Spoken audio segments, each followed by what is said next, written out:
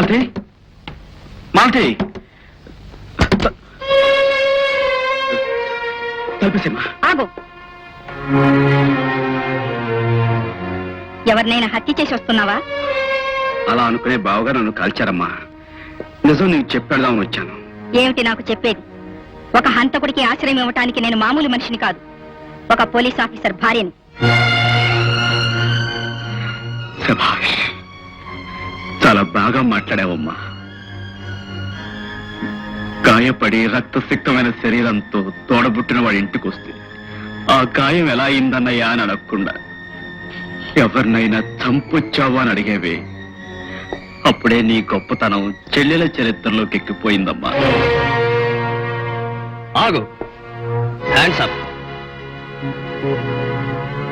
బావగారా, బంధుత్వాన్ని గుర్తు చేసి నేరం నుంచి తప్పించుకుందాం అనుకుంటున్నావా? బంధుత్వమా? ఇంకెక్కడుంది? అన్నయ్య అని పిలవాల్సిన నోటితో హంతకుడా అని పిలిచిన ఈ ఇంట్లో ఇంకా బంధువులు ఎక్కడుంటారు ఇన్స్పెక్టర్? కమా, పోలీస్ స్టేషన్ నడు. రాకపోతే? నువ్వు రాకపోతే నీ శవాన్నైనా తీసుకెళ్లాల్సి వస్తుంది. ఇన్స్పెక్టర్, చెయ్యని నేరానికి నువ్వు నన్ను అరెస్ట్ చేయలేవు. చేసిన నేరానికి శిక్ష పూర్తి కాకుండా నేను నీకు లొంగను.